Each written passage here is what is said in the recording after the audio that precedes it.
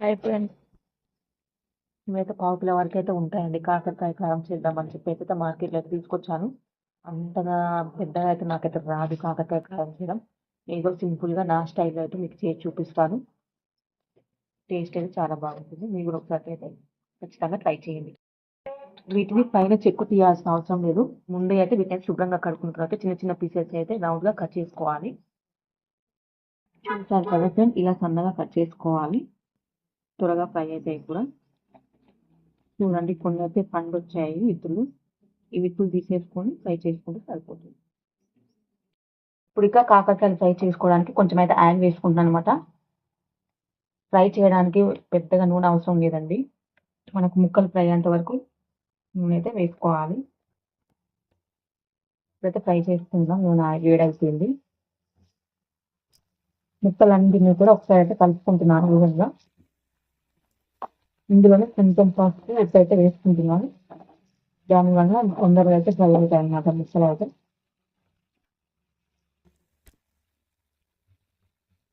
ఈ కాకర డైరెక్ట్ కూడా ఫ్రై చేసుకోవచ్చు.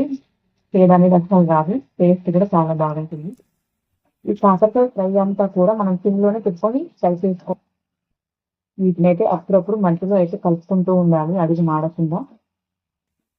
అయితేనే ఈవెన్గా అయితే ఉడుకుంటారు కాకరకాయలు.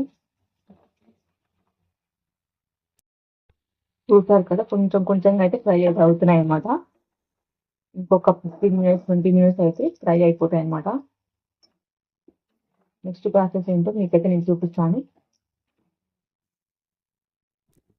మనం ఇలా సిమ్లో పెట్టి ఫ్రై చేసుకోవడం వల్ల కాకరకాయలో ఉన్న చేదంతా వెళ్ళిపోయి మనకైతే టేస్ట్ అయితే వస్తుంది అనమాట కాకరకాయ. చూస్తున్నాను కదా ఫ్రెండ్స్, కొంచెం అయితే ఫ్రై అయ్యాయన్నమాట. మధ్య మధ్యలో అక్కడ అయితే కొంచెం కాలేదు. ఇంకా 10 మినిట్స్ అలా వస్తే ఫ్రై అయిపోతున్నాయి.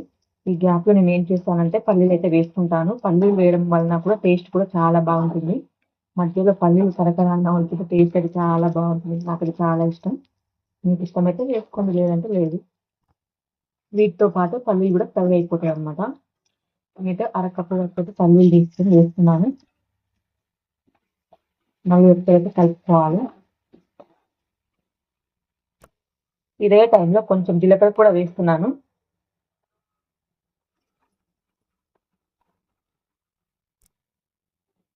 నెక్స్ట్ వచ్చేసి ఆనియన్ వేసుకుంటున్నాను. అన్ని ఈవెన్గా ఫ్రై అవుతాయి అన్నమాట.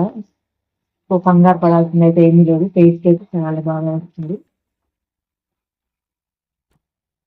ఇందులోనే కచ్చా పిచ్చాగా నూరుకున్న వెల్లుల్లి రెబ్బలు పొట్టు తీయాల్సిన అవసరం లేదండి. ఇలాగైనా టేస్ట్ అయితే చాలా బాగుంటుంది. చూడండి, ఇది వేగుతుంటే స్మెల్ అయితే చాలా బాగా వస్తుంది అనమాట. అండ్ 2 రెమ్మలు కరివేపాకు టేస్ట్ అయితే వస్తుంది అనమాట. చూడండి, ఉల్లిగడ్డ వెల్లుల్లి వేగుతుంటే స్మెల్ అయితే సూపర్ గా వస్తుంది అనమాట. వెల్లుల్లి వేగుతుంటే స్మెల్ అయితే చాలా బాగా వస్తుంది. ఇలా తక్కువ నూనె వేసుకొని ఫ్రై చేయడం వల్ల అయితే నూనె సేవ్ అయిపోతుంది. అండ్ మళ్ళీ కాకరకాయ ఫ్రై చేసిన నూనె మనమైతే ఏం చేయలేము, దాన్ని పాడేయాల్సిందే. అందుకని తక్కువ నూనెతో అయితే ఇలా ఫ్రై చేసుకొని అయితే కాకరకాయ కారంతో చేసుకోవచ్చు. టేస్ట్ చాలా బాగుంటుంది. చూసారు కదా ఫ్రెండ్స్, అన్ని ఈవెన్ గా ఫ్రై అయిపోయాయి అనమాట.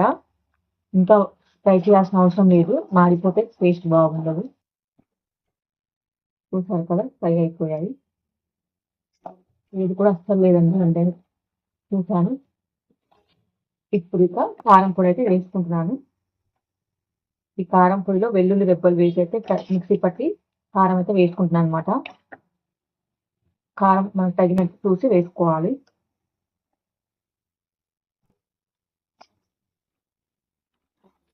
తర్వాత మొత్తం అంతా కూడా కలుపుకోవాలి.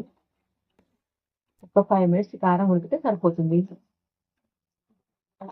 చూసారు కదా ఫ్రెండ్స్, కారం అయితే రెడీ అయిపోయింది.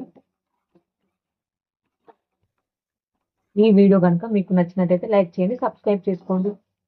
Thank you.